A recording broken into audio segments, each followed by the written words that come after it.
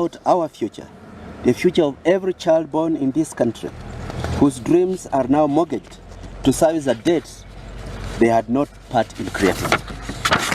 Oda's debt is debt that is incurred not for the benefit of the people, but to oppress them. And what have we seen? We are borrowing not to build schools, hospitals, or infrastructure that lift the nation.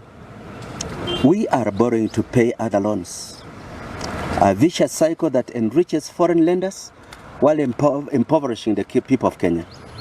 What development can arise from such an arrangement?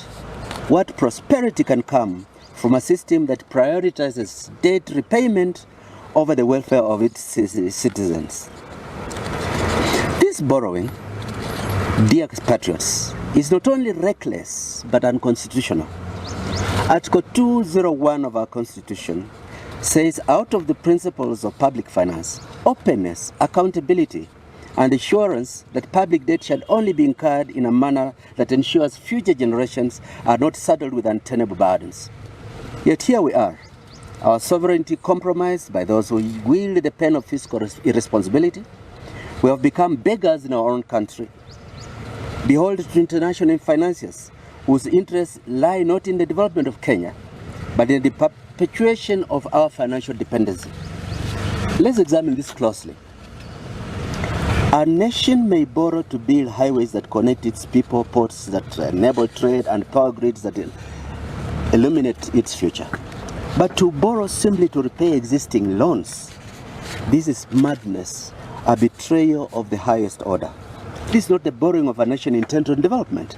It's the borrowing of a regime intent on its own survival.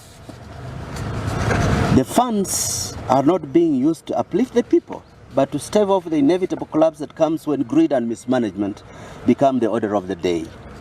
And let's not forget the recent Eurobond, issued at a punitive interest rate of 10.37%. What does this tell us about how the world views Kenya? We are no longer seen as a nation of hope, but as a nation of risk, a place where lenders demand exorbitant returns because they doubt our ability to repay. And don't you forget, the Eurobond was borrowed at a rate higher than the interest on the mature debt that we were offloading. We borrowed more expensive money to pay for cheaper money. That is kicking the can down the road for the next generation to suffer. This is the price of fiscal irresponsibility, and it's a price that will be paid not by those in power, but the mwananchi, the ordinary Kenyan, who wakes up every morning to eke out a living, only to find that the hard-earned money is being used to service debts that never benefited them and they never agreed to. Hospitals are underfunded, infrastructure projects have ground to a halt, not because we lack the resources, but because those resources have been squandered.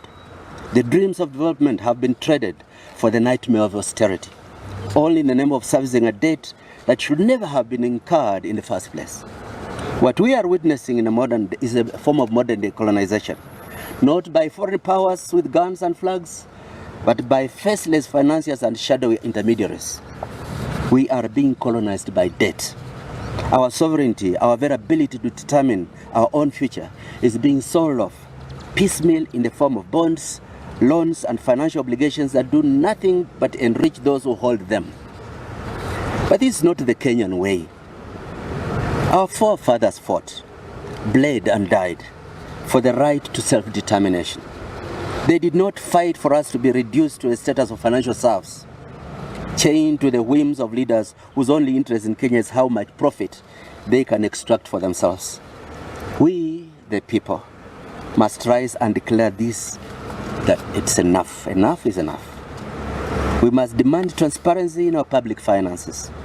We must demand that every shilling borrowed be accounted for, and that it be used for the public good, not to line the pockets of the powerful. We must demand that our leaders stop mortgaging our future and start investing in it. And above all, we must demand that the Constitution be upheld, that borrowing for debt repayment be stopped, and that public resources be used to develop the nation, not to enrich a select few. Fellow Kenyans, the hour is late, but it's not too late. We can still turn the tide. We can still reclaim our nation. from the grip of debt and fiscal irresponsibility. But to do that, we must act. We must speak with one voice, stand as one people, demand that our leaders serve the people, not their personal interests. Let us rise not in fear but in hope. The hope that comes from knowing that we are the masters of our own destiny. Let us rise in the spirit of our ancestors who fought for the freedom we enjoy today. And let us rise with a fierce determination that we will not allow this nation to be sold off, one bond at a time, to the highest bidder. This, fellow Kenyans, is our time for action. It is our moment. Let us seize it with both hands and forge a future where Kenya is not beholden to fallen creditors but stands proud and free, a nation of prosperity, justice and hope. Thank you, my colleague. You can, Some thief from India called Adani cannot arrive in Kenya and all of a sudden take over things. Adani is the face of a cartel that includes top leadership in Kenyan politics. It is not about Adani. You saw the case of a similar thief in South Africa. It's a cartel that what the Guptas did in South Africa is what Adani is trying to do here. But what to ask Ruto is if predecessors to him, some of whom, most of whom also had appetite for money, did not pound the family silver to the end, like he's doing, what gives him the moral authority to think that he can be a better thief than those who came before him?